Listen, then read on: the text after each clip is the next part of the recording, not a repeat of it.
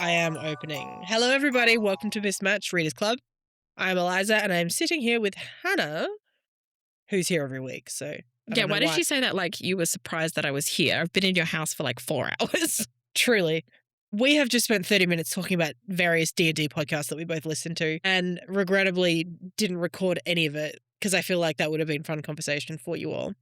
Yeah. But if you listen to D&D podcasts, tell us what your favourite one is. Yeah, I've been listening to NADPod and really delving into D&D Court, which is really funny. Yeah, I listened to Tales from the Stinky Dragon, which is an offshoot from Rooster Teeth, if anyone ever remembers that. I don't remember Rooster Teeth. I got into Rooster Teeth because when I was living with the boys, like Baker in particular really loved Rooster Teeth stuff.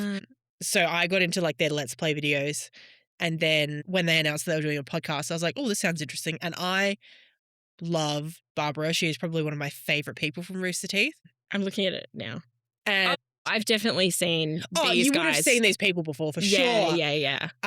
And then when they said they were doing that, I was like, okay, I'll give it a listen. And it was so good. It's so entertaining. But anyway, you all missed that conversation, which is upsetting for you and also upsetting for us because it's probably fine. I feel like this episode will be long and we probably don't need a D&D breakdown. Maybe if we ever get around to doing bonus content, I will read out all of my character sheets for people. You teach them how to play D&D? Yes! Don't tempt me. I have said I would like to play D&D. I think we should do like, maybe not a one-shot, but we should do like a short campaign of like a 5... I was going to say 5-episode thing, a 5-session thing. Yeah. Would be fun. I think Dan would enjoy it. I just don't think he would cope super well with the theatrical nature of it. Yeah, it can be hard when you're getting into the theatrical. And I've played in like 2 very different groups. Like one is very like theatrical and one isn't very theatrical. I couldn't do a voice. No, I do like commit. I like it when people commit to voices though. I would love to. I'm just fucking terrible at accents. I'm so bad at accents. I wouldn't be able to do it. I remember once, Justin, we were playing I think it was when we were playing a one-shot with our regular D&D group, and he almost never does accents because he doesn't like to do them. But then for this particular one-shot, when it came around to introducing his character, he did a Russian accent. And our friend Nick literally said, okay, well, that's it for me. Got up, got his bag and walked out the door. And like, it was a bit because we're all, a bit of theatre kids at heart. But it was so funny because he did this Russian accent and we all fucking died. But yeah, it was good. And Corby does, like, when he's playing NPCs, he does funny voices. I like his goblin voice. Oh, sorry, because Corby's he's your DM, isn't he? Yeah. For the most part. For the most part, yeah. So I would love to DM. I just don't think I have the mental faculties to be able to manage the 400 things. I really want to DM, but I'm not very good with voices. But for ages, I've been wanting to do like a sentient forest campaign where it's like the forest is alive and it will kill you type of thing. Like that's the vibe that I want to do, but I just have never sat down and actually gone, oh yeah, I'm going to do this. And I think I would have to do a really small group. I don't think I could do... It'd have to be like 4 people. Yeah, I don't like Catherine, who is our DM for our big campaign that we did that went for like 2 years and is also DMing our like big campaign that has just been paused for a bit. There's 6 of us. Wait, is that right? Yeah, it's a big group anyway. Yeah. So like, and yeah, she did such a good job. And then our current group is a bit smaller, which is good. I just don't think I also have I don't think I have the creative writing abilities to write the campaign. Yeah, I think it would be hard if you're doing a completely original one. But like we've played with some friends, we played Strahd. Yeah. And that was Curse of Strahd? Yeah, because you can get the module and stuff like that. So like I think if I was going to do a campaign, I think I would probably maybe buy a module and like mod the module. Yeah. So that I've got something to do from there. But I don't know if I'll ever DM at this stage. I need to burp. Oh my God. But yes, I think I'd really enjoy playing because I love to be a dramatic bitch. Yeah, it would be good, I think. I also love to be a dramatic bitch. But as far as doing an accent, I just don't think I could commit. I don't think I could take myself seriously enough to do it. No, and also I can't focus because I would just be focusing on doing the accent. But like I did one of my original character was just like so deadpan. Yeah. She was like a very powerful, feral little druid and just so deadpan. Completely. Like I could shift my tone a bit, like to be like, you know, if I was playing a like hyper feminine, bubbly, energetic character, like I could probably shift my tone for that. Yeah. But as far as doing like episode, like podcasts that I listen to, like the one I listened to, we've had characters doing like Russian accents, like a Minnesotan accent, French accents, Scottish accents, all that kind of thing. And I'm like, I don't think I could. I would love to maybe do a funny voice.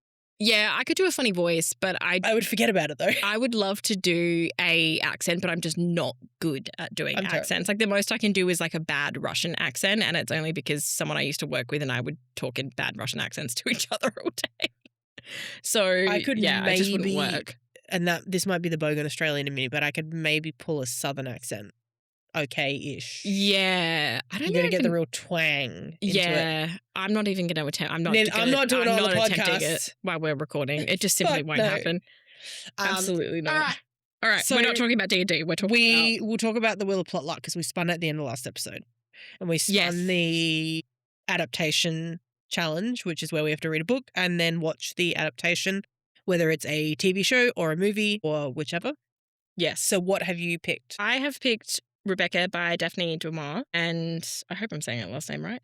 Anyway, it is a psychological thriller that was published in 1938.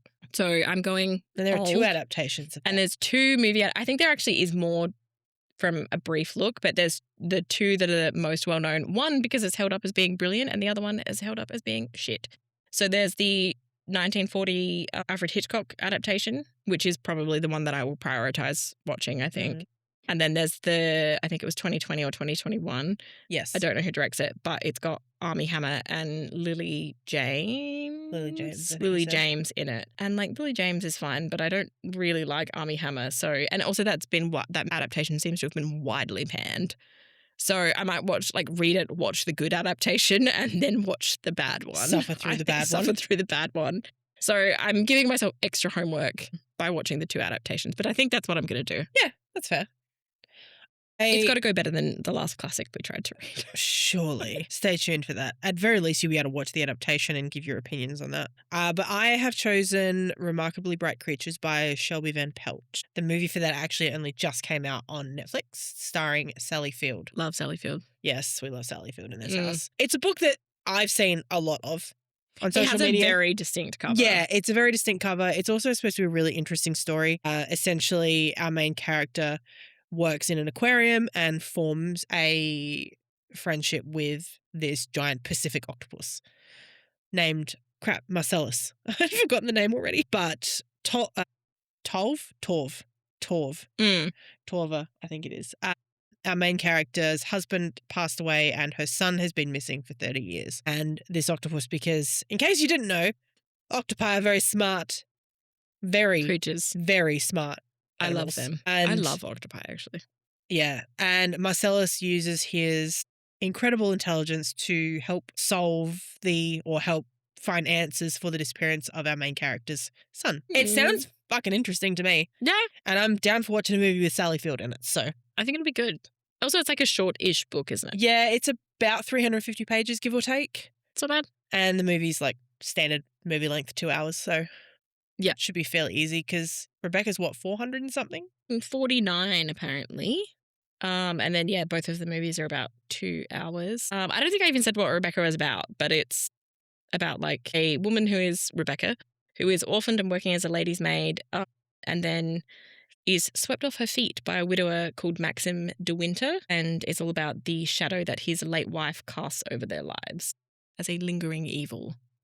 So I'm excited to read that. I think it'll be good. It's also got I think the first line of it is like one of the most famous lines in literary history, which is, "Last night I dreamt I went to Manderley again," which I have heard before. So I'm excited to read that actually, because it's been one of those books that's just like has kind of been like perpetually on my to be read list. And then I think it's been republished relatively recently, maybe when the last adaptation came out. Possibly. And I keep looking at it and I also keep thinking, I'm going to read that in October when I read like a scary, like a spooky book or something like that. And then I never do. But I will now, and then I will provide a review. Yes. So check back in 4 weeks. We will actually have read it instead of the last one where we failed. We didn't fail the last one. The last one. Oh, no, that's true. The one before. If you see us doing another question and answer episode, it's because we failed. Oh, Jesus. All right. Should we get into the theme? Yes. So do you want to start again? You're buffering?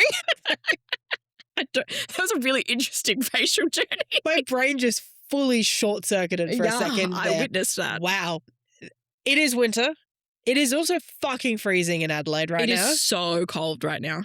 So we thought, given that we are currently in winter and winter has hit us with the severity of a fucking cyclone, we would go over all things winter.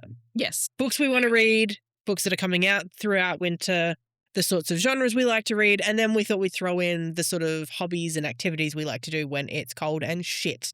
Yeah, we're doing outside. a cozy episode. Yeah. Also, cozy. It was very funny this morning that we messaged each other almost at the exact same time being like, wow, it's fucking freezing, and then proceeded to immediately send each other screenshots being like, what the fuck is this? Because the temperature was the same. It was like 7 degrees feels like 4 or something like that, like ridiculously cold. It was very chilly this morning. It's still really cold now. It is. It is. It's not even close to 20 degrees, I'll tell you that. Apparently it's 15. 15.7 feels like 12.1. Yeah, it's bloody cold. It is cold. It is bloody cold. It's also been really windy this week. Yeah, I think that's which has made it so colder. much worse. I'm also annoyed. I was telling you and then I distracted myself by talking about D&D. I'm also trying to like get comfortable. So if you can hear me wiggling the chair around, I'm so sorry. I ordered myself some like warm, cozy jumpers, like some hoodies and stuff like that. And they're not due to arrive until the middle of next week when it will be 20 degrees. And I was like, fuck my life. Are they also being sent to your parcel locker in the city? Yes.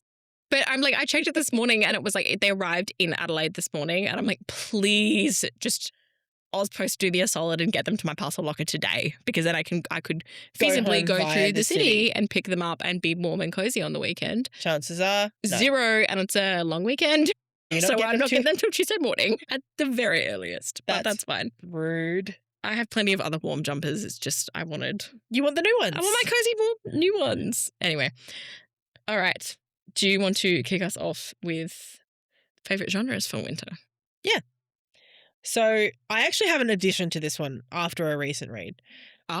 Ironically. So I like to read a lot of dark fantasy in winter, like sort of really gritty stuff. I like to read that as a general. Yeah, I was about to say. It sounds... but for some reason, I think like something where it's like really intense, like kind of fits the vibe for me.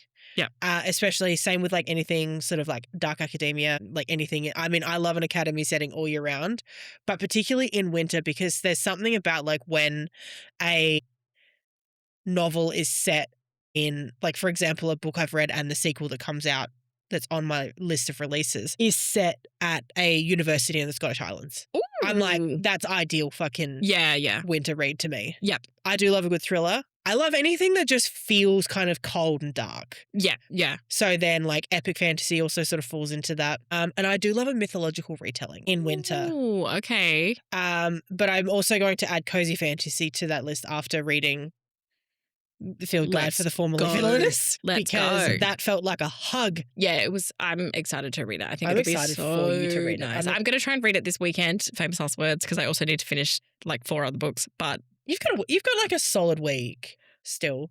Oh yeah, to finish the books you've got and then maybe read some of. Yeah, but like the Between Two Fires, like I was enjoying it. I put it down and then I have not picked it up again. I cannot remember if we were recording when we had this conversation. Yes, we did. Okay, great. Because you did the same with Two Twisted Crowns. Yes. You've read 1 chapter. Yeah. All right, that's your challenge. I just got to move. Before you come back to work, I want you to finish both of those. That's fucked up. That's a book and a half.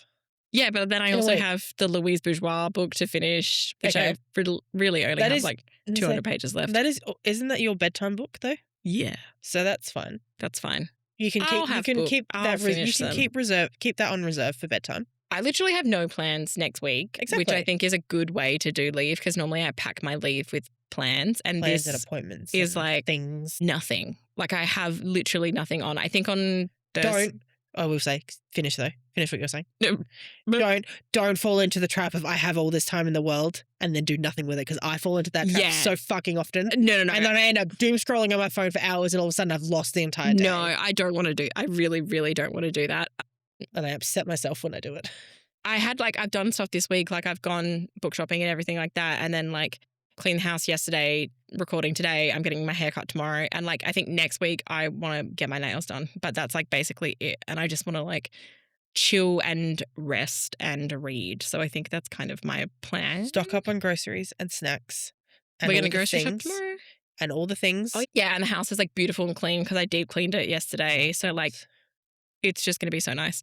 And also, like, my back tattoo is healed enough that I think I'm going to be able to have baths next week. Oh, which incredible. I'm delighted. Actually, maybe have a bath tonight. I'll ponder this when I get home. The problem is like our bathroom window is like right next to the bath. And so the bathroom doesn't like fog up and get like so damp. I need to have the window open, which is not the most pleasant when I'm like in a hot bath being like, oh my God, I'm so relaxed. And then icy wind to the face. And I'm like, yeah, no, I would just let it fog up. It's not the most comfortable. But yeah, that's my plan anyway. So I will finish those books. Yeah. Put an ambient fireplace on YouTube, on the TV. I've actually been enjoying... Hang on. Keep talking about the genres you like to read and I'm going to try. I've finished them. That's it. That was my list, mate.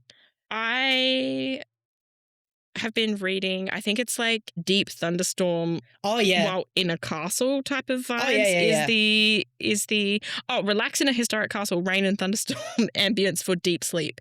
And that's what I have been listening to while I read books lately. Incredible. And love I that. lock in when I've got that. I like that. I love a fireplace and a snowstorm. Mm-hmm. Oh, yeah. It's good stuff. I like to match the ambience to the vibe of the book I'm reading, if I can. Yeah. That has been good. I actually have been mostly listening to that when I'm reading like fantasy books. Like I was doing that when I was reading One Dark Window, and I've been listening to it when I have been reading Between Two Fires and stuff like that. This is ideal. Yeah, I don't like ambient music. Mm. I like just the nature. I like a nature sound. Yeah, ambience. Like an environmental sound, if you will. Yes. Yeah. I like that. It's good. So, anyway, what about you? What genres do you like to read in winter? In the winter. I get really like, I want to read more. I read a lot of nonfiction in winter, I think. Yeah. Like I get all like pensive and thoughtful, which makes me sound like a fucking wanker. But yeah, like I'd like to read a lot of nonfiction in winter. That's fair. And I'm on a nonfiction kick at the moment as well. So that's been pretty good. So I have a whole bunch of like art history books and like nonfiction books like that to read in winter. But that's kind of what I prefer. And then like near the end of winter, I start to get like, I like want to read more like, it's not horror in that they're like gory. It's probably more like psychological horror type of books is what I like to read. Like I like the kind of books in the vein of like Shirley Jackson's Spooky Season. Yeah, I like Haunting of Hill House style books. Yeah. Like that's the type of horror that I like, where it's just like oppressive and the house is going to kill you type of vibe. Charlie XCX voice, I'm going to die in this house. Yeah, so that's kind of what I like to read in winter. I don't get into this, but yeah, it's like I like something cold kind of vibe. I was about to say like I read a lot of Irish fiction in winter, but like I read a lot of Irish fiction. Read Irish fiction all the time. Dude. It is upsetting that we live in the Southern Hemisphere and He is so put upon. My God. I wonder if the mics are picking up his grunting. I don't think they are. I don't think so. Kaiser's really putting on a show for us at the moment. Do I need to go and open the bedroom door so you can go and lay in your bed and stop sooking? I think he's pretty comfy now. Go to sleep. Anyway. Yeah, it is upsetting that we live in the Southern Hemisphere and our spooky season, like Halloween, is in spring for us. Yeah. It just doesn't feel right. It doesn't feel right, but also like I never really do Halloween. So like I don't really. My kids love Halloween, so. Yeah. I think it is more like a kid thing because like at our old place, a whole bunch of houses would join up and do like trick-or-treating, and they would like transform into like a haunted house that you could walk through and like cool. all of their yards were. Yeah, it's cool until it's like literally the street is closing down because of it. And they would start really early as well, like 5. Yeah. And I would like, I'm hiccuping a lot, sorry.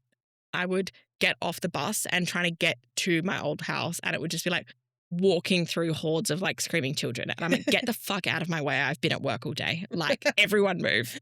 See, yes, your I costume looks good. Everyone get away from me. I really enjoyed, and it's Christmas we're talking here, not Halloween. But what is it? Whatever avenue it is in St. Peter's there, 9th Avenue, I think it is, Mm-hmm. that does the entire street of lights. Yeah. Holy hell. Yeah, that's an experience. They commit. This year I'm getting out with the boys and walking with them. Yeah. It's like, it is good, but having lived near there, I was just I wouldn't want to live near it. My God, so Damn many people. But there's a few people like that in the hills and stuff as well. Like, people really be committing. Shithouse nowadays. No, Loberthall's nice. Loberthall's still good? Yeah, I feel like it went through a period where it was like, Justin and I, not Christmassy people at all. Like, we don't really do Christmas. Yeah, you can appreciate going and looking at Christmas lights there. And it's pretty nice. It's gotten better. And then there's like the people who, like, they live on the lane that's been like renamed as Christmas Lane. And it's like an elderly couple, and they've been doing it since like the early 80s, I think. Oh, wow. And they're so, so sweet. And like so old. Yeah, we never made it to Loberthal last year, but I'd like to get there this year. My kids kept falling asleep. We tend to go, I think our problem is like we tend to go like a little bit too late. So like we will go like later in the night, which means we miss the markets and stuff. Yeah, I missed the Handorf Christmas market. Do they not do them? I thought they No, that stopped like 2 years ago apparently. What? I know, upsetting. I would have gone to it last year. Sorry. Interesting. Well, Loberthal will do a market. But Yeah. we just tend to get there and then we're like, the market's closed. So we just walk through and look at them. But we like walk through and we get donuts and stuff like that. And it's like, that's our Christmas tradition. And we always do it like mid-December. Yeah. Because we're not doing it in the week leading up to Christmas because it would be fucking bedlam. Yeah, no, I would go earlier too. But that's also because we usually travel down to my mum's around Christmas. Yeah. Anyway. Also, for context, Loberthal is like a town in the Adelaide Hills that pretty much everyone in the entire town like commits to putting on a huge Christmas light They display. are known for Christmas lights. Yeah. At Christmas. And it is, I think it starts like mid-November. Yeah, it did dip for a period there. It did, yeah. Because I think some locals were getting sick of the town basically being clogged up the entirety of December. It really is. I would like, every time we're there, we're like, this is so cute and nice. We'd hate to live here. You do not drive your car around in Loberthal. No. In December at night. You find a space to squeeze your car, you leave it and you get out and you walk. And you walk around. Yeah. It's cute though. Oh, absolutely. It's so good. But anyway, we went very off topic on that one. We're talking about Christmas in June. Now, what are we talking about? Books coming out this winter. Yes. What do you got? You said you had 9 before. I have quite a lot. Like, I've got The Depraved by Daisy Dixon, which is an art history book, comes out in a couple of weeks, which I'm really excited to read about. It's like, that was when we did our release episode. Yes. It is an unconventional journey through the history of art and explores works of art that society has condemned as depraved or obscene. And it covers everything from prehistoric sculpture to extreme metal music and video games. I think that would be really interesting. And then Worry Doll by Laura McPhee Brown is out at the end of the month. Thank God. I'm so excited to read that book. And there's Queen Mab by Emily McBride. What else has come out?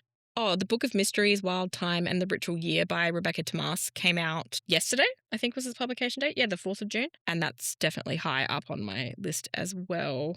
And then I have my like TBR for winter, which is... We'll cover that. So long. I've got to get it together. I think I might need to try... Well, I told you that one of the things I was going to do on my leave was like go through my bookshelves and put stuff into like definitely want to read soon.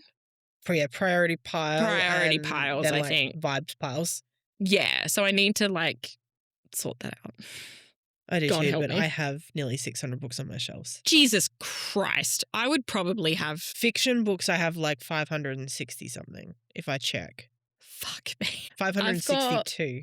I actually don't know how many books I've got on my shelves, but I've got like... I think I have 20 of the cubes. Yeah. Like so I would have...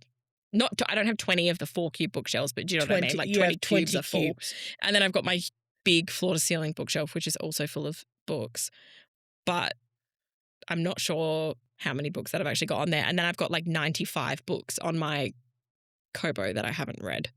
I don't even want to think about how many I can't even. It'd be so, maybe I'll count them and figure, and then everyone can take a guess how many unread books that I've got. But yeah, I actually did a recount of my unread books recently. And now I have 562 fiction books, right? Yeah.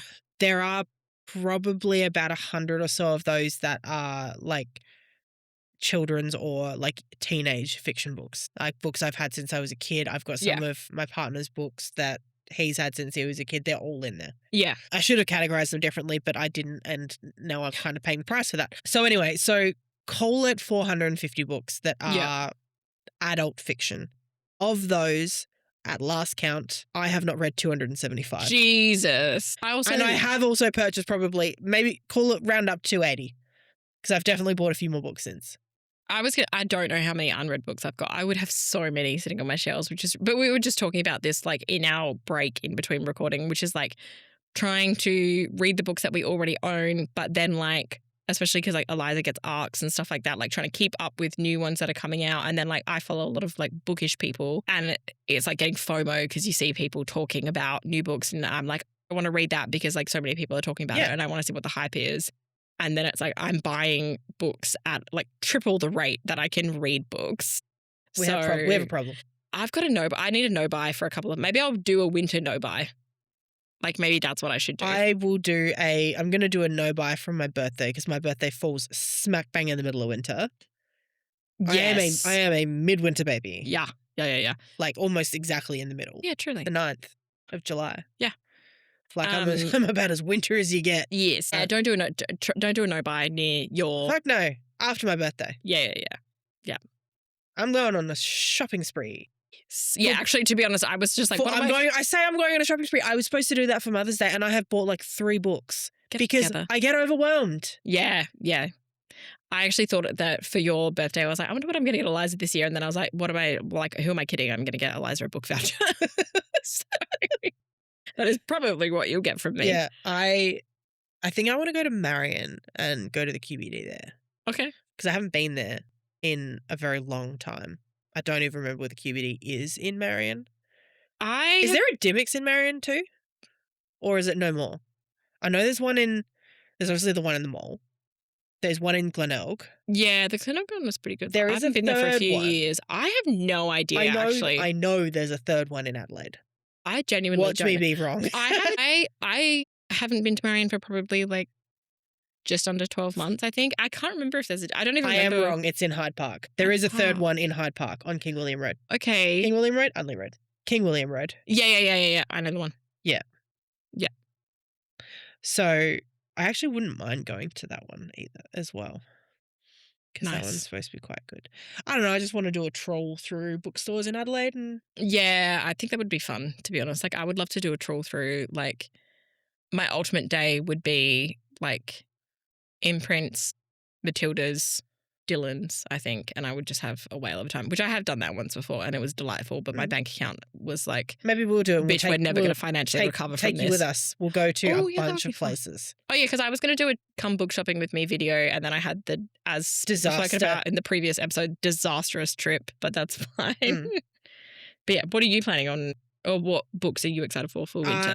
I have 6 books on my list, and they all come out. Most of them come out in July, August. The only book that's coming out in June, which is actually already out as of the release date of this episode, is Harvest Season by Bryn Weaver. It's a dark romantic comedy. Why do I know that book? That comes out on the 9th of June, so it will already be out. Romantic. Oh, Bryn Weaver wrote Butcher and Blackbird. Yes. Yeah. Obviously, Stacey McEwen's new book comes out in July, A Forsaken Prophecy, which is book 2 to A Forbidden Alchemy. Oh my God, I mixed that up then with The Night and the Moth. The Night and the Moth, and I was like, I thought that came out in September. Yes. What are you talking about? Yeah, that comes out in September. A Forsaken Prophecy comes out in July. Very, very excited for that. I have to read the Stacey McEwen books. Mm-hmm, you do. Because they seem really funny, and also she's hilarious on social media. She's so funny. She's so funny. I really delight in her videos. Now you understand why, like, if there was any author that I would want to be friends with, it would be her. Yeah, definitely. She's very funny. She's so good. Daybreak by Autumn Woods. That's the book that comes out. It comes out at the end of July. That's the one that's set at the university in the Scottish Highlands. The first book is called Nightshade, and it's very good. It's not fantasy. It's just like dark academia romance. Okay. Bit of a thrillery situation. Very good. Interesting. Then I have, and I don't remember when this actually comes out. Let me consult the notes. The Exquisite Torment of Loving Your Enemy, which is... Jesus Christ, what I a know, title. it's a mouthful. It's the sequel to The Irresistible Urge to Fall for Your Enemy. That comes out on the 7th of July. They're very good. It's like kind of typical romantasy, but there's quite a lot of snark and like good banter in it. Okay. It's quite entertaining. I'm looking as you're saying these books, I'm like looking them up. I'm also got to make sure that I keep putting my face near the mic because I keep moving away from it. And then Adversary to the Villain comes out in August, which is the 4th book in the Assistant to the Villain series, which I said is kind of like, it's like an office romance, but make it fantasy. Yes. They're so funny. Yeah. And the author of those, Hannah Nicole Mayra, is very good friends with Stacey McEwen. They're good friends. Oh, cute. I love it. Cute. And then the last one on my list is The Lion and the Deathless Dark by... Holy crap, why have I forgotten the name? Carissa Broadbent. Holy crap, people would scout me for that. That is the first book in the Bloodborne duet, which is the Crowns of Nyaxia series is a set of 3 duets. Yeah. So this is the start of the 3rd one. So it's the Right. it's the 5th book in the series, but it's the first book in the 3rd duology. Right. Like you could read, you should read the duologies in order. You don't necessarily have to, but if you were to read the 2nd duology first, you would have spoilers for the 1st duology. But they are like stories independent of each other. Yeah. There's just like a bit of an overarching timeline, essentially. Yeah. But they are my releases for winter. I've just thought of the other winter one that I'm excited for, even though I haven't read the book yet. But continuing with the like cozy fantasy vibe is T. Kingfisher's Sword Heart. Yes. Is that the one? Yes, that's the one you've got in your Kobo. On my Kobo at the moment. I haven't started reading it yet, but T. Kingfisher writes the Saint of Steel Paladin series. Yes. And this is set in that world. It's like the world of the White Rat, but Sword Heart is out. I haven't read it yet, but I'm expecting that I'll like it from the sounds of it. But the next book in that comes out in August. I think I did know about that. Yeah, it's called Daggerbound. I actually really want to, I think I might pre-order the copy of it because it's really cute. I like the art on it and it has pink sprayed edges, which is very cute. So yeah, I like the looks of that. Although I did see, controversially, I don't like the covers of the Paladin Saint of Steel series. The Australian ones where it's like, I think the art is nice, but I like the other covers. So I'm like, I would probably get the art of the... Daggerbound is pretty. Yeah, I would probably get the art of the Australian editions as like to put in my office, kind of like my home office type of thing. But I like the original covers better. And Justin was like looking at the copies of the Paladin books and we were in Dimmicks last week and he was like, they are kind of giving Mills and Boon. You prefer these? Yes, like the ones that don't have the paintings of people on them. Yeah. But I still like them. I don't necessarily love these ones. The paintings are beautiful, but it's just like I prefer the other covers. They feel just like a little bit too... They're very Mills and Boon. Yeah, Mills and Boon, like 1990s coded and not in a fun way. I do like them though. They do kind of match exactly how I expected it to. Expected the characters to look, so I was happy about that. But yeah, I'm really excited about Daggerbound because I just really... Someone needs to bring a special edition series of it looking like that though. Look at that. Ooh, it's a fan art. Sorry. I like that. We're going very off track here with that. Because they can't see anything. But yeah. All right. What books are you planning on reading this winter? Okay. Everyone that you've just mentioned. Everything I've just mentioned. Yeah. Yeah, honestly, I will actually probably read all of those in winter because pretty much all of them I'm very excited for. Like winter this year has some of my most anticipated reads. Yes. So RIP any social life. That's fine. I have a couple and I've kind of paired them up a little bit with the genres that I like to read. So for dark fantasy, there is a series called... Why have I forgot? I've actually forgotten what the series itself is called. The first book is City of Gods and Monsters. It's a dark urban fantasy. And there are 4 books out so far. And I think the 5th one is due to come out at the end of this year. Okay. But I'm not sure. I would like to get to that. Apparently it's very, very good. I also want to read Half City by Kate Golden. And I actually have that on my TBR for this month. Okay. That's a dark academia. It's got fantasy elements into it, but I don't think it's like full-blown fantasy. Mm-hmm. I would like to read My Husband's Wife by Alice Feeney, which is a thriller. Alice Feeney is supposed to be a really, really good thriller writer. And I received My Husband's Wife in one of my book boxes that I one of my various book boxes that I get. And it sounds really interesting. Okay. I also want to read The Everlasting by Alex E. Harrow. That's a standalone fantasy, which I'm very excited about. It's also possibly sub 300 pages or around 300 pages, so quite short. Like the novel is only like, an inch thick. Okay. Which is small by fantasy standards. Yeah. And I believe, don't quote me on this, I believe there's a queer romance. It's also a lady night situation. I might be wrong. We'll fact check that when we finish recording. Interesting. I also want to read The Morrigan by Kim Curran. I actually started this a while back, and I think I read like the first couple of chapters and put it down because it was not fit in the mood that I wanted to read. It's a Celtic myth retelling of The Morrigan. Oh, fun. Yeah, she's actually got a second book out called Bridget, which is another retelling of Bridget, which I also have. Okay. So I feel like that's perfectly winter vibes. Yeah. Yeah. And I would like to start The Witcher by Andrzej Sapkowski. How many Witcher books are there? There are now 9. One actually recently came out. There are 5 or 6 books in like the core series. And then there were 3 prequel novella books. Okay. And we have all of those. And then there was one that came out last year. Like either late last year or early this year. Okay. So we don't have that. But we do have the rest of them. So I would like to start Are they that. big books? No. Oh, so okay. they're only, I think the biggest one might be around 500 pages. Which is why I picked that. Because I was like, I want to start an epic fantasy series. Yeah. But I don't want to commit to like Mistborn. I don't want to commit to the Cosmere yet because that's 20-something books. Much. It's too much. I also don't want to commit to Game of Thrones because those books are enormous. Yeah, they really are. I thought about doing Realm with the Elderlings, which is Rob and Hobb, but that is another one that is multiple series together and it's somewhere in the ballpark of 20 books. I have the first trilogy. That's a lot. So I was like, let's just commit to something. I wanted to commit to something a little bit smaller, but also something that I was kind of familiar with because I have watched the Witcher TV show. My partner loves the Witcher games. Yeah. So I'm already somewhat familiar with the world, a little bit somewhat familiar with the magic system, the characters. So I think I'll be able to integrate myself into it a little bit easier than something completely new. Yeah. So that's my plan for winter. Okay. That's pretty good. I will check back in like 3 months and see how many of these I've read. I feel like it's always like that. Like I'm always like when I have been saying, oh, these are the books, like in April when I was like, these are the books that I'm going to read in April. I didn't read any of them. I did better in May. I think I read 5 of the 8 that I was planning on that's reading, pretty good. which is pretty good for me. But winter, I'm like, this is what I'm going to read for winter. And then it's like at the beginning of spring, I'm going to check in and be like, I read none of them. So what do you want to read? So many.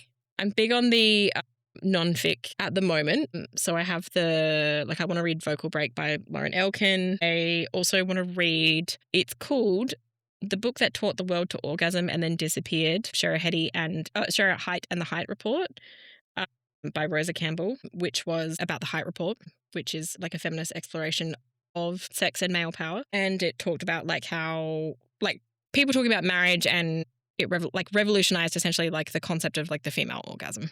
So I want to read that. It sounds really interesting. And then that sounds like a mythological retelling for some people. And then the other book that I want to read is continuing kind of in that ilk is called Second Skin, Inside the Worlds of Fetish, Kink and Deviant Desire by Anastasia Fedorova, which I'm also excited about reading. Reading about a lot of sex. Yeah, it's just one of those, like, I don't know what it was. I saw that book and then it was like, when you're going through the like books that are similar type of things and I'm like, this sounds pretty interesting. I saw Second Skin at Matilda's actually and I was like, that sounds pretty cool. So I want to read them and then I made my little list. I want to read Art on My Mind by Bell Hooks, a book called Fancy Work Unpicking Past Lives by Alice Hattrick, and it's about the like history of textiles. Okay. Particularly through like the Morris family, like Morris and Co., who they have very, like you would recognize their embroidery and their textiles if you saw it. There's a room in the bottom of the Adelaide Art Gallery that's dedicated to it, like in the basement. Yeah, very vaguely. Yeah. It's been a while since I've been to the Adelaide Art Gallery.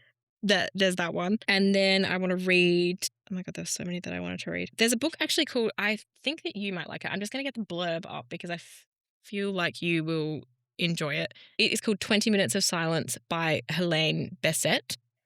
and it is inspired by true crime. The mid-century... Oh, hang on. Inspired by true crime. Where is the rest of it? In an opulent villa near the English Channel lives a well-to-do family. A man, husband, father, employer, has been shot dead. The bullet is from his own gun, which he got from the Germans during the war. In this family, the father has a safe, a monkey wrench, a wife, and a maid named Rose. The son has a swing, a croquet set, a raincoat, and a car. They all read detective novels to fall asleep, the father to stay awake, the son to distract himself from an empty marriage, the mother. Packed with brutal revelations, the novel centres on 20 minutes of silence it takes for the family to alert the doctor, who lives next door, of the father's death. Everything in this high-octane drama is subject to change, including the setting and the characters who are truer to life than might at first appear. But who, if anyone, is the true criminal and who is the victim? So it sounds really interesting. Fitzcarraldo is publishing it, and I love pretty much everything that Fitz publishes. So I'm excited to read that one. That sounds cool. And it's quite small as well, I think. And then there is, hang on, I've got them up on my phone. Me switching between multiple devices. Yeah. Where did the other one go? I'm going to read Memory Theatre by Simon Critchley, and which I think is going to be fine. It's 92 pages. So like that's a one and done. It's a one and done. I read his book a couple of years ago called Notes on Suicide, where he wrote about the history of the suicide note. Okay. Which was, I don't even know why I picked it up. Like I just kind of came up and I was like, that sounds interesting enough for me to read it. But this is, he gets boxes of a French philosopher's like miscellaneous papers that have been in his office when the French philosopher dies, and they get sent to Simon Critchley. And it is like text from about ancient art of memory and astrological charts predicting the deaths of various philosophers. And among them is a chart for Simon Critchley. And so, yeah, and he then becomes obsessed with the details of his own fate, which is very, very interesting. So I thought it like sounded like an interesting premise, I guess. Yeah. But it was originally published in 2014. Okay. So I'm going to read that, and then I'm going to read Wolf Hall by Hilary Mantel. I think this is going to be my like winter read. Like, you know how you're like, I want to start an epic fantasy book. I like to start like a pretty chunky book and then just like read it in throughout a season. And there's, I believe, 3 books. Like this is a series. Yeah. But they're big books. This is you've told me about Wolf Hall. Yeah, because it won the Booker. Yes. When it came out. But it's about Thomas Cromwell, who was involved with like King Henry and Anne Boleyn. Yes. Which I'm very excited about. So I think it'll be good, but it is 650 pages. Ouch. Large. And then, yeah, there is the other, I think the second book is called Bring Up the Bodies, and it's like Bring Up the Bodies and like Let the Light In or something like that, I think is the next one. But yeah, I'm very, very excited to read that. I feel like I've been like coming and going on reading it for like years. Like I keep seeing it going, oh, I should read that. And then I read something else. But I've got a nice copy of it and I would like it to be my kind of like long form. The BBC did an adaptation of it. Apparently the adaptation is quite good as well. So it's got Damian Lewis in it. Claire Foy. Ginger guy? Yeah, Claire Foy. She plays I'm trying to picture who Claire Foy is. She was in several things. Things? She was in The Crown, Season of the Witch. Oh, yeah. Claire Foy. Yes, yeah, I know who you're talking about. Yeah, Damian Lewis, Claire Foy, Tom Holland. Okay. He's in it. Mark Rylance, who sounds familiar, but... He does. I also want to read... I mean, it's done by the BBC, so it's probably going to be good. It can't be that bad. I also would like to read throughout winter I've got the new Ali Smith book called Glyph. I want to read Audre Lorde's Sister Outsider, which is a collection of her essays and speeches from the late 70s to early 80s. And then I have finally picked it up is Anne Carson's autobiography of Red. And Anne Carson is a classicist. So I remember you telling me it's about a teeny tiny little book, and I would like to read that. And then obviously I have Field Guide for the Formerly Villainous, which I was planning on starting to read ASAP Rocky once I finish the 4 books that I currently have on the go. So yeah, there's a lot of like, it is mostly non-fiction books for me. It's the non-fiction season. But yeah, that's my kind of plan for my winter reads. So watch me read. Approximately none of it. Literally none of them. And that's fine. It's ambitious of you. It's ambitious. I think I'm 50-50 with mine, honestly. Just because there's so much other shit coming out. That's why it's my list of things I would like to read. And like the only one that I know for sure that I'm going to read is Half City by Kate Golden, because I have it on my actual TBR for this month. Yeah. Like I already have it slotted in there. But as for the rest, I don't know. I think it's a problem with like being a mood reader as well, is like I will desperately try and type A myself and be like, these are the books that I am reading this month and this season. And then I'm like, yeah, that's really good. And then a week later, I'm like, actually, I don't want to read any of them. Yeah, I get it. I can be like, I am a bit of a mood reader too. I think where I keep myself from completely like falling off a cliff with my reading is by making sure I cover most of my bases in my TBR for the month. Yeah, yeah. So I also don't like to read too much of the same thing unless I'm obviously reading a series. Yeah, yeah. But I don't like reading the same thing over and over and over.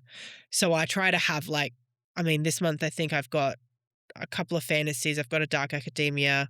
I've got another fantasy, but it's sirens, like mermaids. Oh, cool. Yeah. So it's different to anything, it's not typical. I've got a contemporary romance. I've got a really, really dark fantasy. I've got Harvest Season, which is out as of this episode's release, which is a dark rom-com.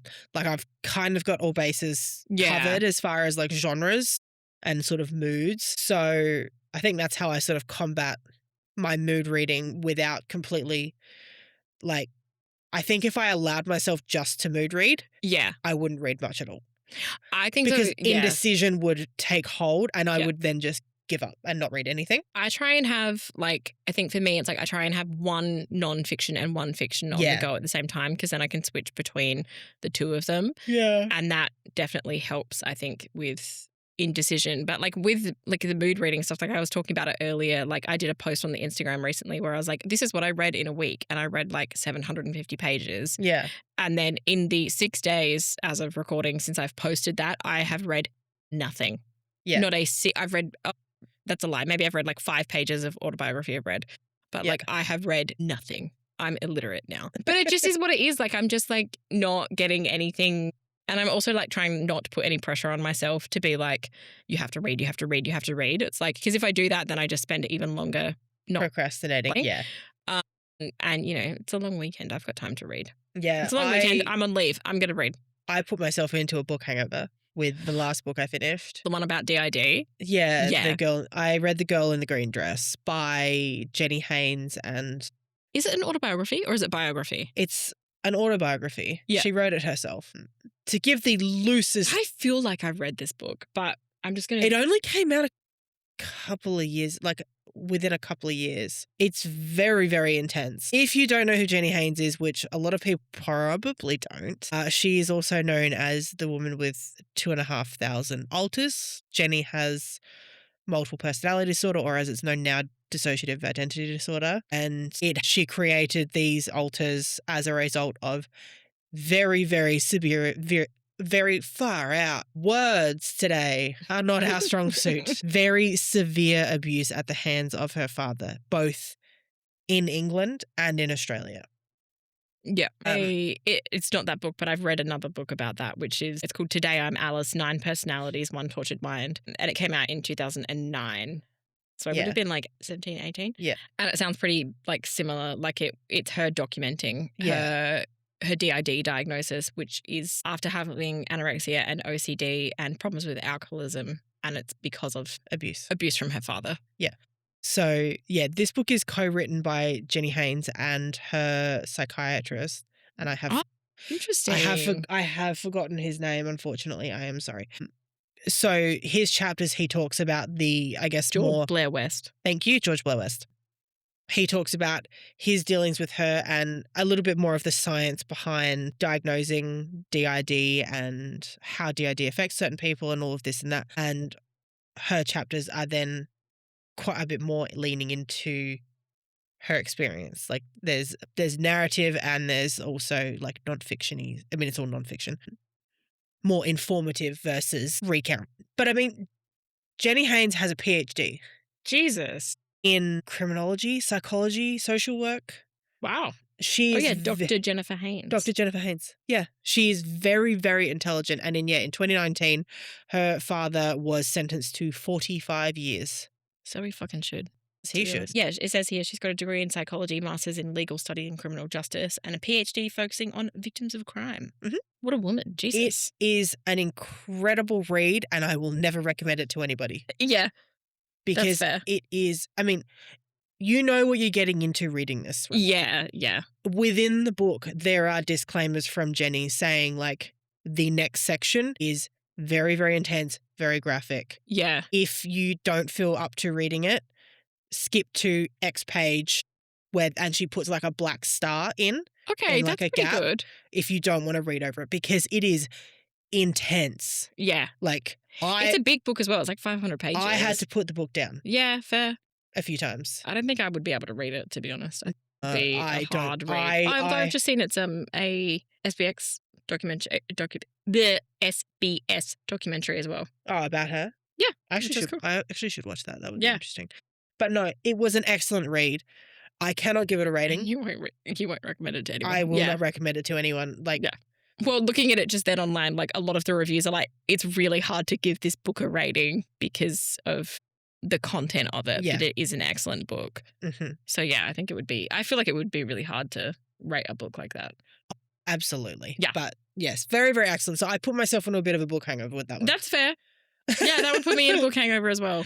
So I have read like 5 chapters since Monday. So we're having a slow start to the month. Yeah. But that's fine. It's cold. We're tired. Yeah. Yeah. I'll catch up. We'll catch up. Yeah. And also you had a bumper month in May as well. Yeah, reading, I like, did read 12 books. 12. That's Like- a lot to have read. Realistically, to keep up with my fairly loose goal of 100 books for the year, I actually only need to read 5 books in June. That's pretty good. But then it does put pressure on me to read, like, on average, 9 books every month for the rest of the year. Yeah. So, you know, I think I'm going to change because like I set myself a very reasonable reading goal this year of being like, I'm only going to read 25 books because I had not like had a good reading year. The previous year, I think I read 24. I read like a low number of books for Yeah. me. So I was like, I'm just going to do 25, but I've currently read 24 books this year, which is pretty good. So I'm like, yep, I'm happy with that. So I think I I'm going reckon you might get to 50. Maybe, but I think I'm going to set it to 40. Yeah. And then I think that that's like a reasonable amount of books for me to read for the year. I have had years where I've read more. Like I've had books where I've read like 60 Yeah. or like 55-ish. So I'm like, yeah, I think 40 is reasonable for me to. Also because like I think October, I'm not getting anything read. Like we have so much on in October. Because you're going away and everything. like probably going to go away, and it's like it's like a big anniversary for us, and then we have like friend stuff going on in that month as well. So I'm like, I'm just not reading in October. Like that's just not happening. I think I have quite a lot slated for October. It's busy. It's a busy month. People got to stop being. But do you know what it is? It's Valentine's Day babies, apparently in October. No, New Year babies. New Year babies, maybe.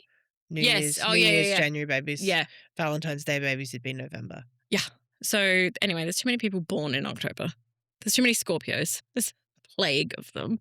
You say that. Justin's a Scorpio. I know, and that's why I'm allowed to say it. Dan's a Pisces, man.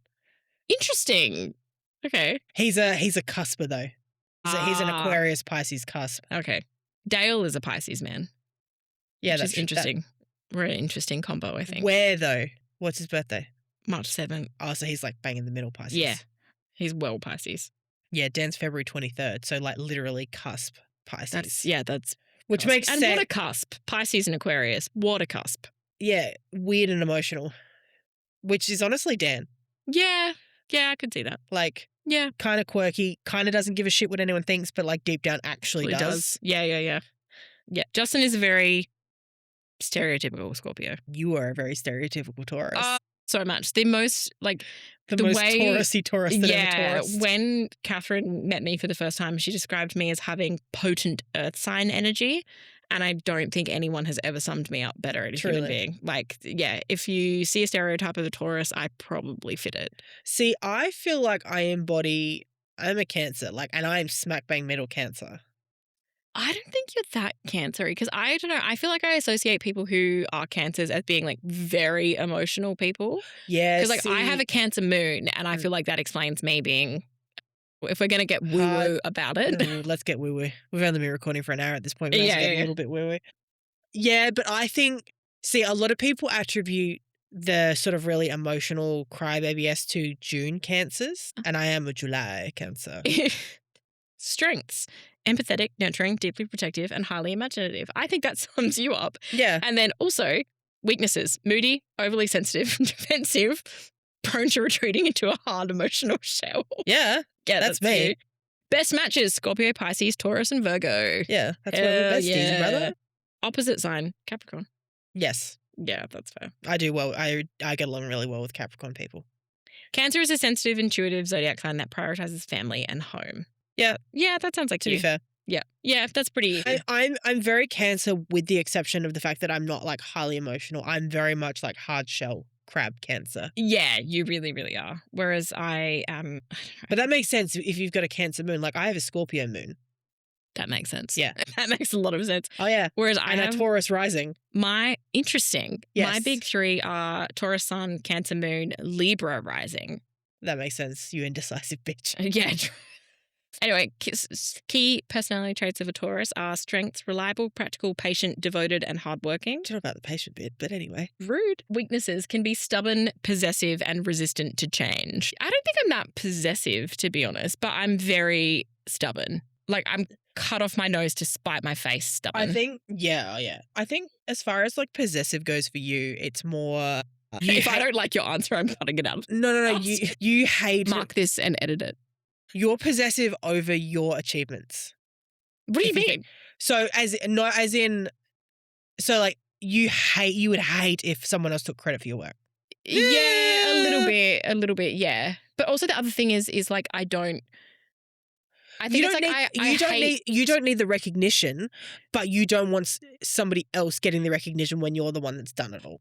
Yeah, a little bit. And I think also the other thing for me is the issue there is like I don't want the recognition because I don't like being the center of attention at all. But like I don't want to have worked my ass off at something and then have someone else take the credit for it. And I'm like, I think that's where the possessiveness lies for you. And I can be possessive. You don't like being diminished. Yes. Yeah. That's definitely accurate. Apparently my greatest compatibility is Scorpio and Cancers. And that makes sense because you and then Justin's a Scorpio. Yeah. Same with me though. Dan's a Pisces and you're a Taurus. This is so funny. This is Taurus likes gardening, cooking, music, romance, high quality clothes, working with their hands. Accurate, deeply. Taurus dislikes sudden changes, complications, insecurity of any and all kinds, synthetic fabrics. Find mine, please, for the love of God, find mine. That is so funny. We are deep diving into our horoscopes here on this episode. That is so funny because a couple of weeks ago, this is just get to the tangent.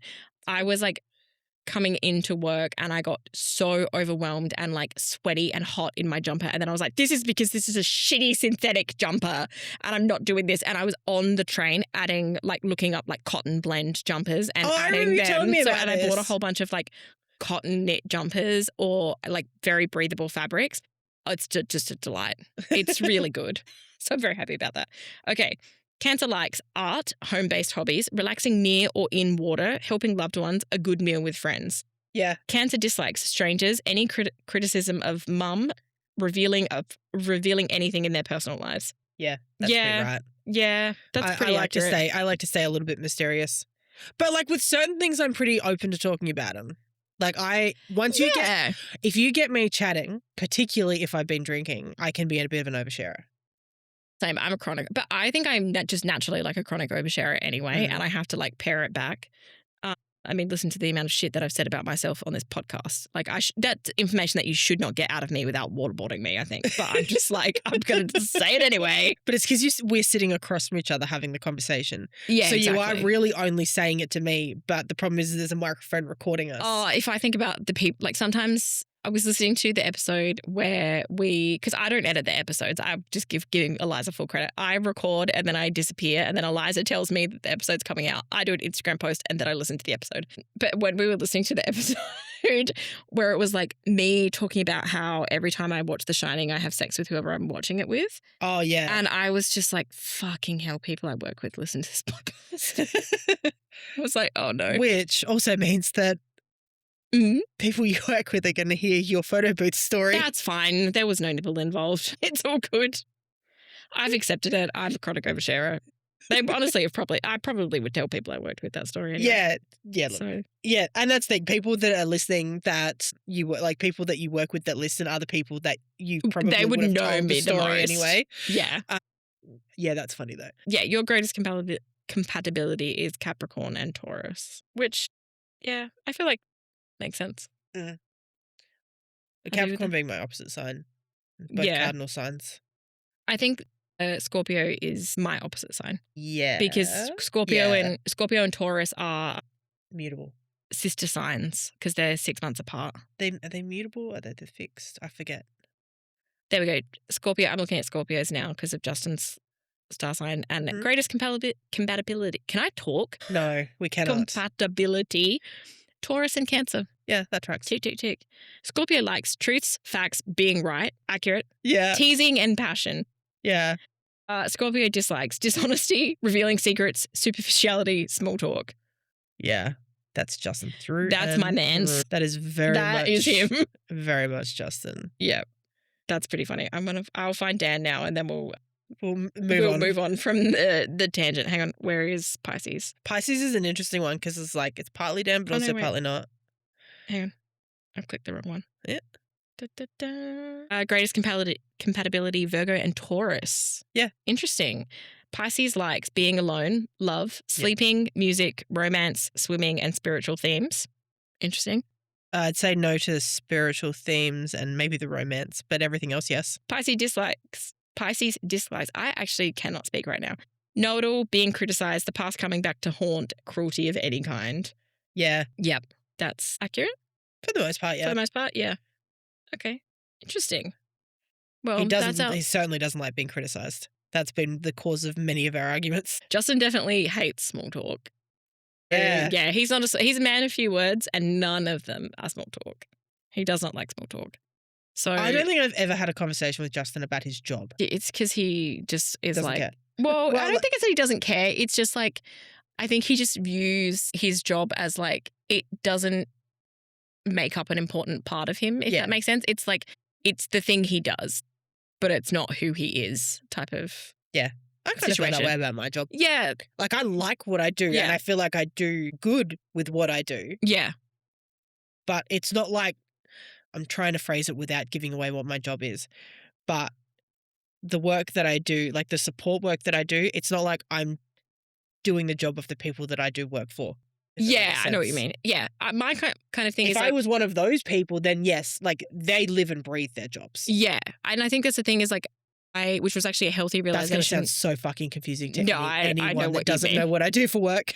But I think for me, like the whole thing was like realizing that my job doesn't have to be my passion which was a big thing for me. And it was like, that definitely helped me.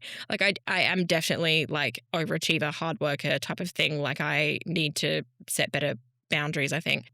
But like, it doesn't have to be my passion. It can just be the thing that I do that then allows me to do my passions. Yeah. Which was a healthy realization for me. But I like my job and I get a lot of like satisfaction. And I think that's the thing is like, I might not necessarily get like joy out of my job. Some days I do, but I get a lot of... I certainly don't get joy out of my job. I have a lot of satisfaction from like, I'm very satisfied with my work and stuff like that, which I think is good for me. Yeah. And it definitely doesn't leave me as like physically, well, because I have a desk job now, but like I am not anywhere near as like physically burnt out as I was when I was like managing cafes and stuff. Oh yeah. Which is good. Like, although honestly, I saw my physio and she was like, how did she describe it? She was like, having a desk job is one of the most catastrophic things you can do for your body because you get so deconditioned without realizing. This is such a boring conversation.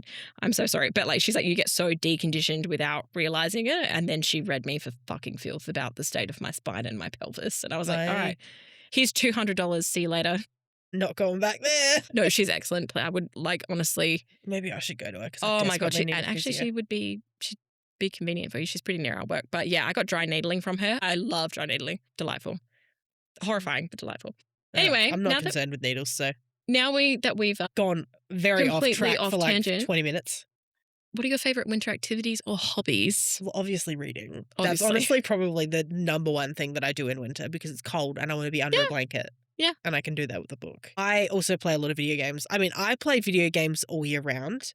I But winter is where I really lean into it. Always forget that you're a gamer. Like, it just doesn't. I have to burp again. Sorry. Jesus, it's because I sculled that sandpel. Yeah. It just doesn't factor into my like view of you, I think. Yeah. Because I don't think you were super into gaming when we got together. When we became friends, I don't think that you were like super into I played bits and pieces of stuff. I think the thing is when we became friends, I nearly said got together too. Jesus Christ. Let's be real. Platonic life partners. Yeah. We didn't have a console when I was living with my cousin and my sister. Yeah. So while I was like, I did like. Also, that's how I met your sister, because we were talking earlier when you were like, oh, how have you met your sister? And it's like, yeah, I spent so much time at your house where you lived with your sister. That is true. I forget that because that was like a million years ago. Yeah.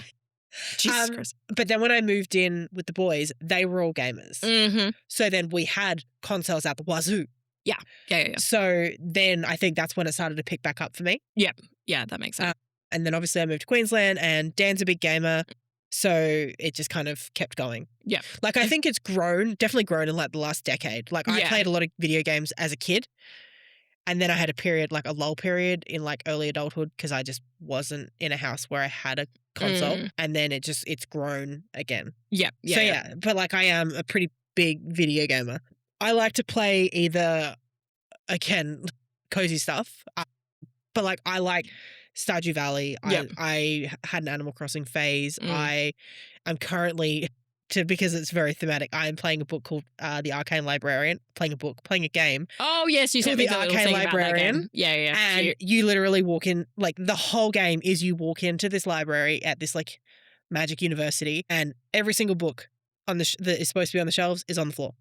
And that sounds actually beautiful.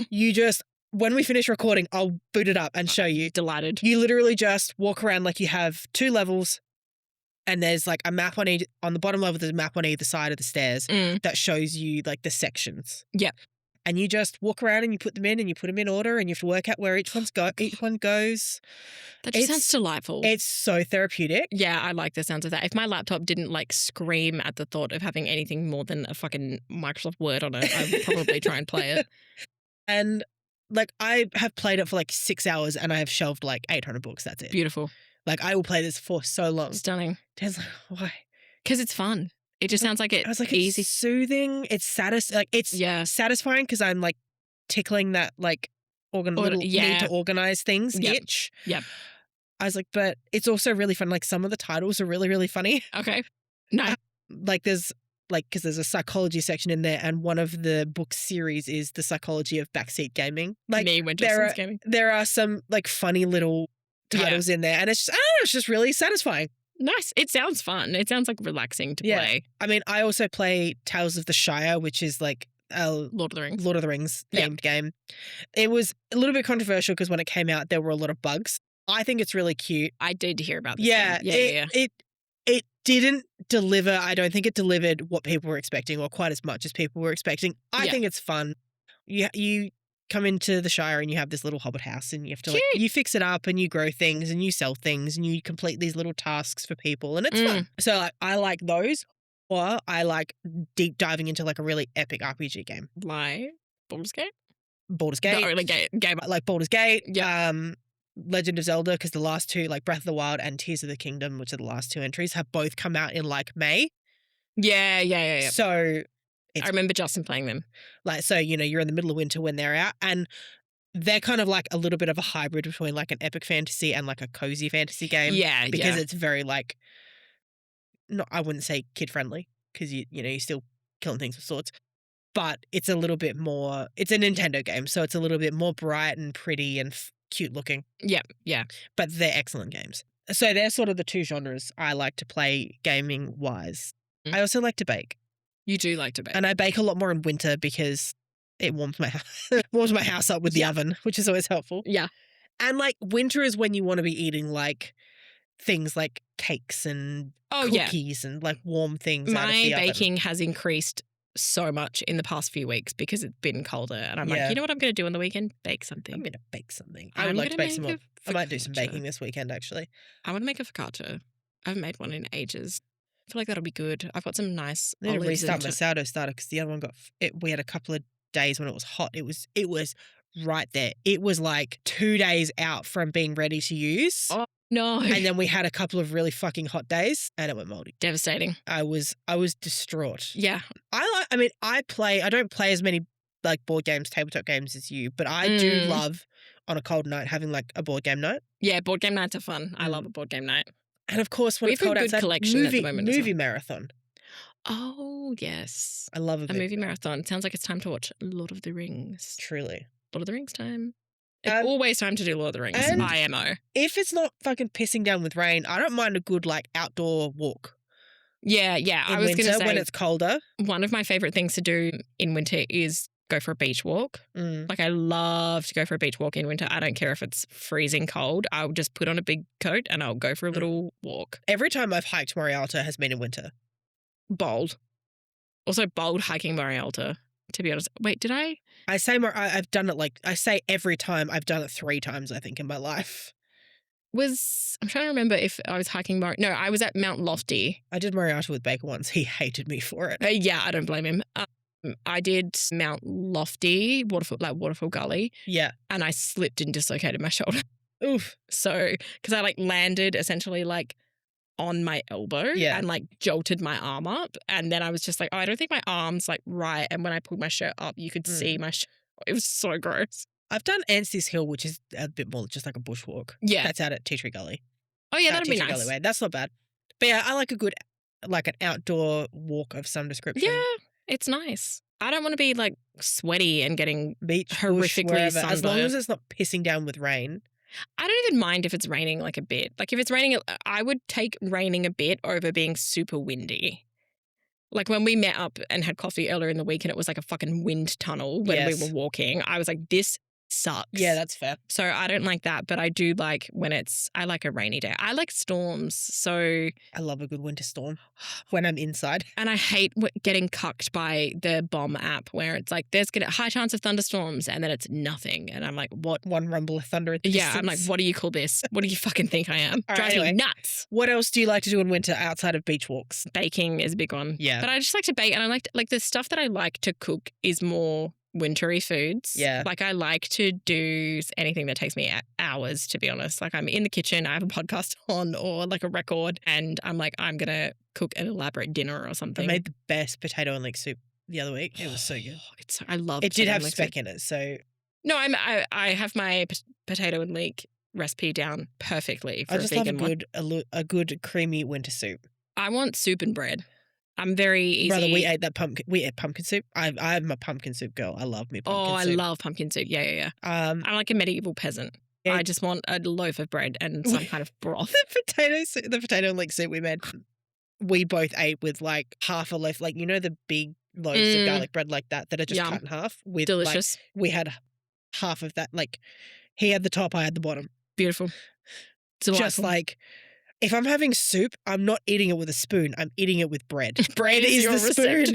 You know what I mean? Yeah, I know what you mean. But yeah, I like to bake and stuff like that in winter and cook more. And then I'm reading, obviously, but reading is all year round. And I tend to knit more in winter. Yeah. Although I do have my sweater that I said that I was going to have knit by my birthday. Oh, yeah. How'd that go for you? Well, yeah, really good. It's been almost a month since my birthday and it still has 1/4 of a sleeve. So I've done the body about this much, probably 5 inches of the first sleeve. Good. Nothing else. Love that. And I'm just looking at it and it's sitting on my coffee table. I look at it constantly and it's just sitting there and I'm like, I need to finish that and I haven't done it yet. You're just avoiding eye contact with your knitting project. Don't look at me. Yeah, I don't know. I feel like I have essentially the same hobbies all year round. I also knit a lot in summer as well. Yeah, look, I'm kind of the same. My mum's like, I don't understand how you knit in summer. And I'm like, but if I knit in summer, then the stuff that I've knit is ready for winter. I don't want to start knitting a jumper now and it takes me 3.5 months to knit. And then I'm like, it's 30 degrees again because we live in fucking Australia. Yeah. So yeah, I try and knit. Yeah, I feel like more than both our hobbies are we do them all year round, but they're definitely better in winter. Oh yeah, it's much more enjoyable in winter. That's kind of my favorite winter hobbies and stuff like that. I just feel like I don't hate anything more than hot weather. So I'm just I'm a better version of myself in winter, I think. I'm just happier and more comfortable. Yeah. I get to wear the clothes that I like to wear. I get to do the hobbies I like to do and stuff like that. So yeah, it's just a more comfortable period for me. I can never decide if I like summer or winter more. For some reason, I always think of you as like a summer girl, but I don't know why. I think maybe you were when we first became friends. Whereas I've always been like, I am through and through autumn, winter baby. Like, I used to feel the cold something shocking. Yeah. So winter always really sucked for me. Not so much lately. Probably something to do with all the extra weight I'm carrying compared to, 5 years ago. But like that's kind of irrelevant. But I think like hobby-wise, I like it when the weather is shitty outside. Yeah. I then don't feel guilty about being inside and reading, and I don't feel guilty about wanting to play games or watch a movie or whatever. However, I have 2 small, very active boys. Oh, yeah. So I do like They'd be having so much energy. I do like it when the weather is nice because I can be like, cool, piss off into the backyard. Go play. I'll come sit at the outdoor table and read or scroll on my phone or sit and have a coffee and you guys can go ham. Yeah, yeah. So, and like I like warm weather. I like a nice sunny day. I like being able to go outside or go to the beach or, I do like the occasional day where it's hot enough to go swimming. Yeah. But after living in Queensland for the better part of 8 years, the humidity up there, and this is feels like such an old people thing to say, be like, oh, the humidity, but it really actually does like fuck you up after a while. Humidity in Queensland is foul. Like I was horrified when I came and visited you. I was like, this sucks. Why do people live here? Because the difference is like it might be 30 degrees, but there's no reprieve from the heat.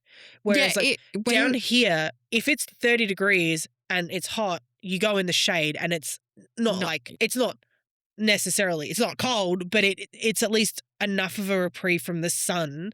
Well, it's drier. When I came and visited you and I was like, Jesus Christ, the air is like literally thick enough to fucking chew on.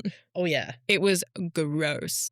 So, yeah, we're winter people through and through. I would say, yeah. I think definitely a little bit more of a winter person. I like wearing warm clothes. I like layers. I don't like being hot. Also, like having chronic fatigue and stuff like that. Like my chronic fatigue flares up really badly in summer. Yeah. And like I cannot cope with any level of humidity or heat or anything like that. I'm so glad our house has ducted aircon. So yeah, I'm much better in winter. I find my joints are often worse in winter, like my knees. God, we sound old right now. I know. I just realised how bad that sounds. Yeah. Us with our grey hair and our joint pain. Good Lord. Jesus Christ, wrap this shit up. But anyway, maybe we wrap the episode up here. Yeah. And we'll do what are we doing next? Next fortnight is how bestseller lists work. Next episode is no. The next episode will be our mid-year check-in. Oh, yeah, that's right. We're going to do mid-year check-in. Yeah. So we'll do a mid-year check-in and a reading wrap-up in our next one. And then after that, we're going to do how the bestseller lists work. Cool. Easy. At least we have plans. We do have plans. We do have to write a few more, though, because we are swiftly running out of ideas. And I'm like, damn, we got to get some episodes planned. I'm excited. I'll do a spoiler now, but in one of our future episodes is called The Anti-TBR, Books We Will Never Read. And that is when I will issue my YouTube apology. Forewarning you here. Because I will get... This one is going to be the hot take episode. That'll be the hot take episode. Not the actual hot takes. The hot takes where it was more like lukewarm. We were very, very placid. Very lukewarm. But yeah, I think the anti-TBR is going to be a good one. I feel like I could stock that one with books, which will be fun. So yeah, that's the plans for the next couple of eps. And I think that wraps up episode 10. We are in the double digits. Hooray! Woo! I didn't even clock that. Whoopsie. Yay. All right. Yippee. Congratulations on 10 episodes. Yay! Look at us go, actually doing the thing. All right. We will see you guys in 2 weeks. 2 weeks. Bye. Bye.